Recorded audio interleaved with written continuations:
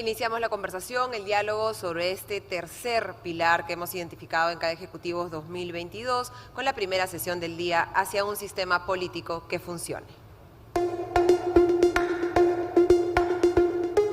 Invitamos al escenario a Adriana Urrutia, presidenta de la Asociación Civil Transparencia.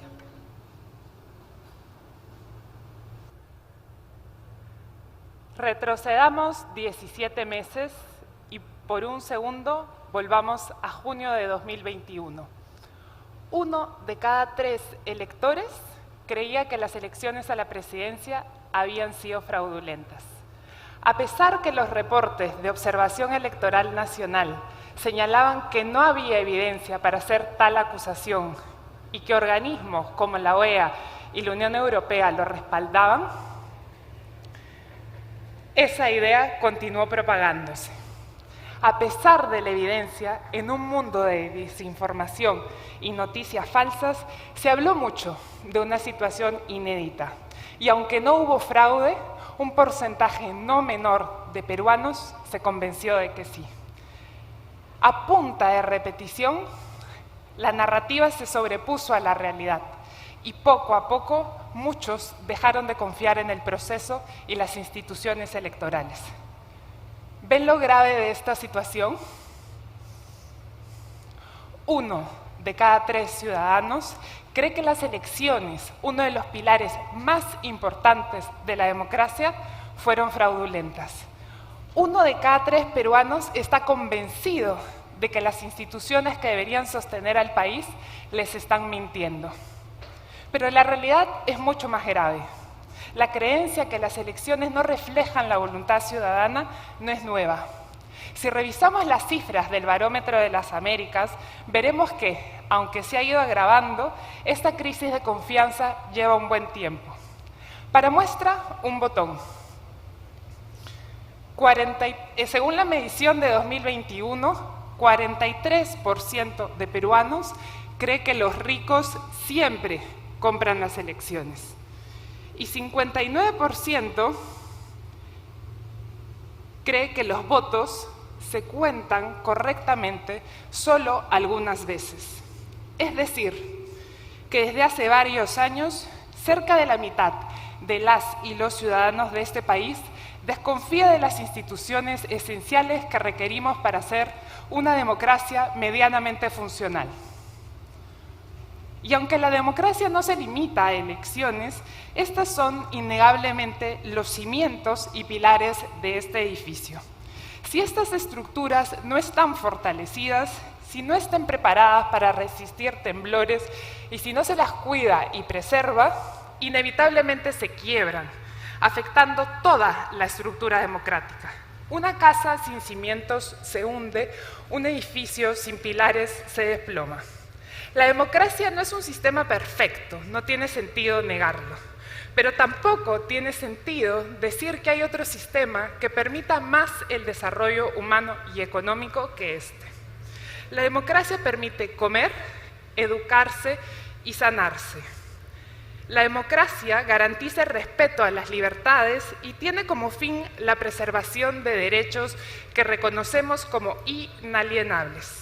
Sin democracia, descender en el autoritarismo o el abuso es inevitable. Aún así, actualmente, 1 de cada 2 peruanos apoyaría un golpe militar. Nuestra democracia, que tanto nos costó recuperar después de gobiernos militares, se encuentra hoy en cuidados intensivos, cada vez más debilitada. Mientras que hace 14 años, en el 2008, un 63% de los peruanos apoyaba la democracia, hoy la mitad del país quiere verla muerta. Pero ¿cómo hemos podido llegar a esta situación? Si bien nuestra democracia en su versión actual nació debilitada, parecía existir hasta hace un tiempo cierto consenso para defenderla y preservarla. Hoy, sin embargo, la estamos perdiendo y la vamos a seguir perdiendo. Está en cuidados intensivos con un diagnóstico nada favorable. Nuestra democracia está bajo acecho y necesitamos cambiar el rumbo con urgencia. Si bien el acecho contra el sistema electoral es una de las formas que ataca nuestro régimen, no es la única. La democracia requiere necesariamente que quienes participamos de ella nos reconozcamos y valoremos a pesar de nuestras diferencias. Demanda de nosotros saber reconocer al otro como valioso, incluso en el disenso.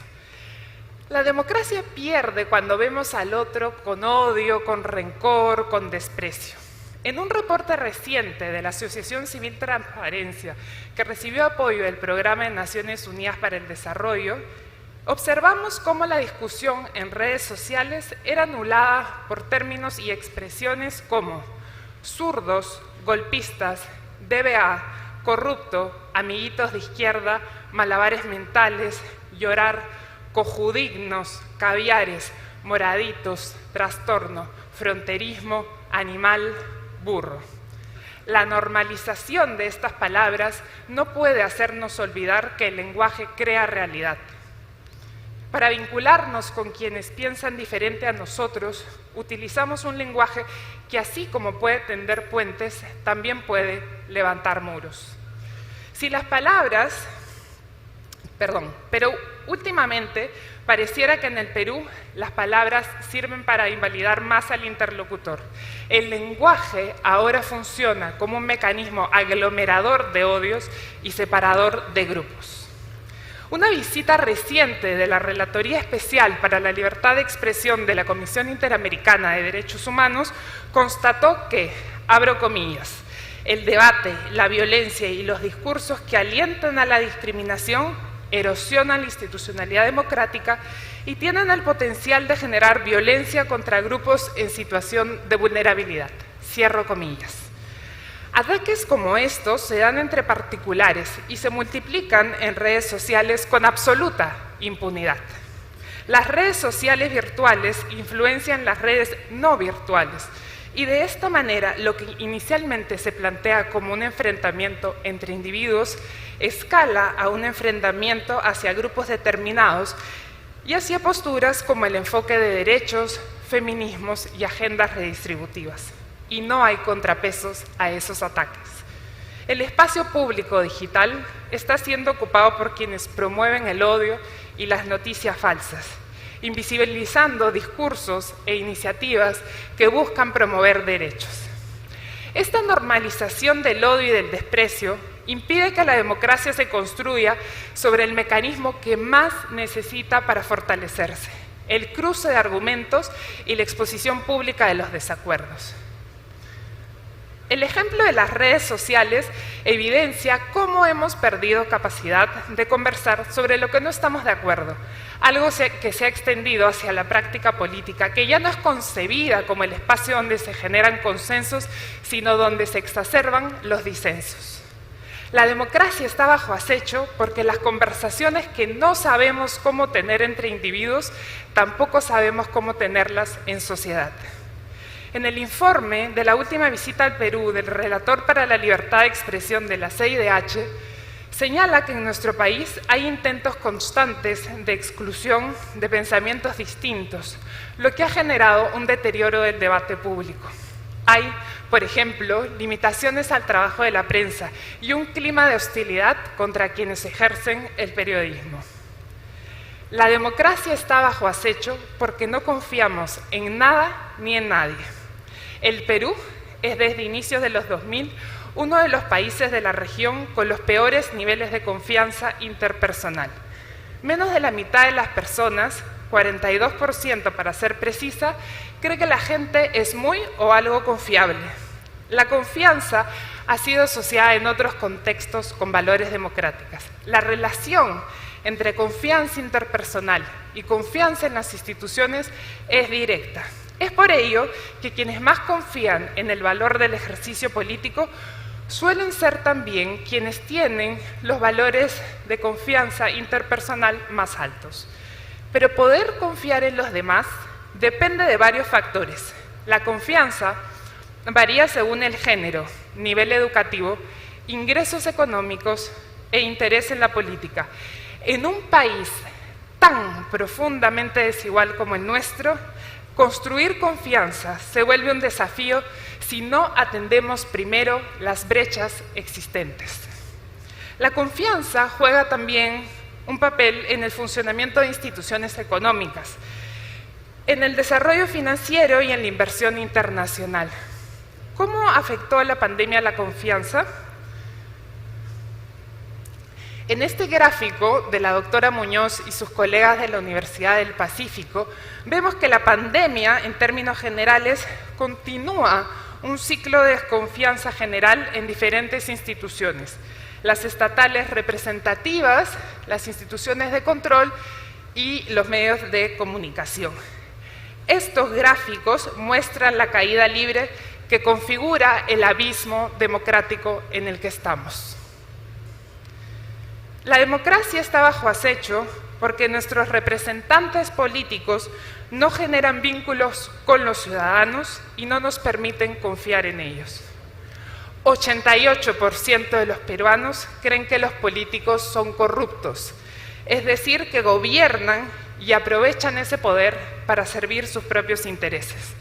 En el proceso electoral de 2021, en una encuesta de la Asociación Civil Transparencia, el IEP, que recibió el apoyo de IDEA Internacional, se concluyó que los 3 problemas que preocupaban a la ciudadanía eran salud, educación y reactivación económica.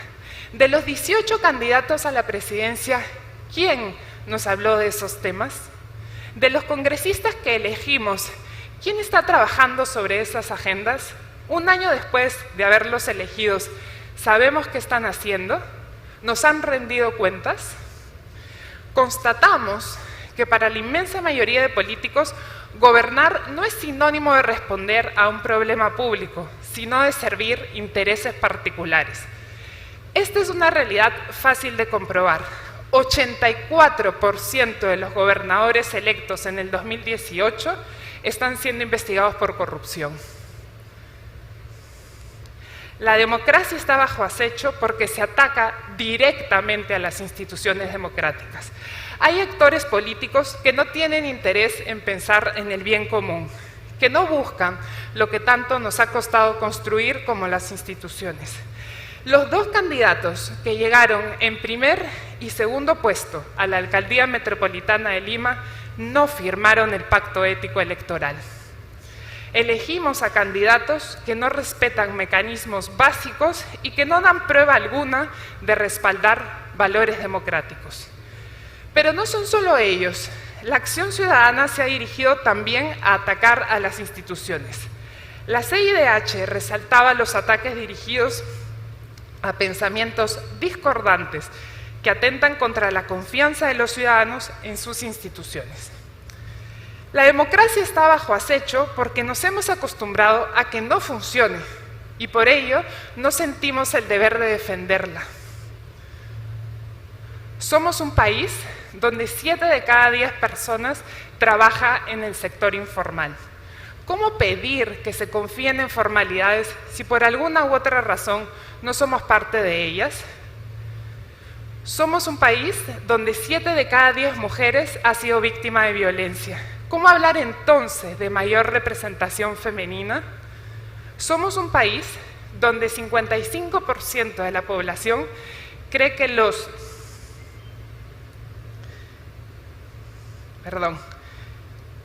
Somos un país donde más del 55% de la población considera que la población quechua, aymara o nativa de la Amazonía es discriminada. ¿Cómo entonces hablar de mayor representación indígena? ¿Cómo pedirle a las instituciones que sean lo que no somos como sociedad? En un artículo publicado en 1997, Farid Zakaria definía la democracia peruana como iliberal. La I sintetizaba el hecho que no se trataba de una democracia plena. Si bien logramos cumplir con requisitos formales, como las elecciones en las que ni siquiera confiamos, nos faltaba cumplir con un propósito central de la democracia: garantizar el acceso a derechos. 7 de cada 10 peruanos considera que en el Perú no se respetan los derechos humanos, es decir, que en nuestro país no se garantiza el ejercicio libre de los derechos fundamentales que permiten vivir en libertad y dignidad. No es solo uno. El derecho a la libertad de expresión está siendo vulnerado. El derecho a la información, el derecho a la salud y el deterioro institucional agravan esta situación y complejizan el vínculo que los ciudadanos tienen con sus representantes. ¿Pero ahora qué? Reconocer la debilidad y precariedad del sistema democrático peruano puede ser un primer paso necesario. Pero no podemos agotarnos allí. Necesitamos sacar a nuestra democracia de la unidad de cuidados intensivos donde apenas sobrevive. Porque aunque actualmente no estemos satisfechos, tener una democracia que rescatar no debiera ser algo que tomamos por sentados. Hoy por hoy vivimos en un estado que nos permite, aunque sea, discrepar. Pero nada nos asegura que esto no vaya a cambiar mañana. Existen muchas maneras de defender y definir la democracia. Quizás podamos estar de acuerdo en que la democracia es la forma de organización del poder que garantiza las mejores condiciones para quienes están sometidos a ese poder se acerquen al futuro que esperan. Dicho de otra forma, la democracia debiera garantizar un presente que nos permita construir el futuro de la forma que sea lo mejor para nosotros. Pero el problema está en que el presente ni siquiera nos permite imaginar ese futuro. Y eso se explica porque quienes nos han gobernado no lo han hecho para resolver los problemas públicos, sino para resolverse su propio futuro. Entonces mirar el futuro no es igual para todos. No es igual para las mujeres, no es igual en función de la categoría racial que se nos asigne, no es igual. ¿Cómo salvamos entonces la democracia? Lo primero que debemos hacer es aceptar nuestra responsabilidad. Hemos defendido un modelo de crecimiento que ha dejado de lado el fortalecimiento de las instituciones desde las garantías que le ofrece a ciudadanas y ciudadanos diariamente. Hemos dejado de lado reformas institucionales clave y reformas políticas que nos permitan tener otras reglas de juego. Asumiendo esta responsabilidad, necesitamos mirar el futuro. Necesitamos hacer 3 cosas de manera inmediata. En primer lugar, necesitamos generar confianza. Si lo que genera desconfianza es ser mujer, hay que trabajar por la igualdad. Si lo que genera desconfianza es el nivel de ingresos económicos, hay que garantizar salarios adecuados. Si lo que genera desconfianza son los años de educación, hay que priorizarla. Y para generar confianza necesitamos innovar. Innovaciones democráticas que nos permitan replantear el ejercicio del poder, trabajar a nivel local y pensar cómo hackeamos la democracia. En segundo lugar, necesitamos frenar los ataques a la democracia. Violencia electoral, violencia política, violencia digital. Necesitamos frenar las noticias falsas y dejar de compartir por WhatsApp aquello cuya fuente desconocemos. Hay un conflicto nacional latente que no puede continuar. El descontento tiene que pasar por la movilización ciudadana, la acción cívica, pero jamás por la violencia. Necesitamos usar palabras que nos hagan querer estar aquí y ahora en democracia. La democracia debiera ser sinónimo de paz, pero en el Perú parece que todavía no terminamos de resolver nuestra guerra. Necesitamos ocupar la silla de la política, o quienes atacan la democracia la ocuparán. La política da asco en la situación actual en la que está, repugna, aleja. Pero si no se involucran quienes tienen otras ideas y otros principios, nada cambiará. El sistema necesita resetearse, necesitamos generar capacidades para ese reset. Y esas capacidades solo vendrán de quienes hagan política institucionalizada a través de partidos políticos. Para eso necesitamos reformas políticas y necesitamos continuar a discutirlas en profundidad. Necesitamos primarias abiertas, simultáneas y obligatorias y eliminar el voto preferencial y varias reformas más. Necesitamos ver otras candidaturas, necesitamos ver a los 22 jóvenes de CADE siendo candidatos y necesitamos otras propuestas porque necesitamos volver a creer. necesitamos mecanismos para una nueva generación de líderes. Tenemos que estar de acuerdo que el problema requiere solución, porque si la democracia es lo que permite imaginar el futuro, sin democracia, imaginar el futuro no sería posible. Debemos poder seguir reuniéndonos, seguir decidiendo, seguir discrepando. Debemos poder saber qué pasa en el poder y tener mecanismos para participar de él. Necesitamos actuar con urgencia para salvar la democracia. Saquemos a nuestra democracia de la unidad de cuidados intensivos. Muchas gracias.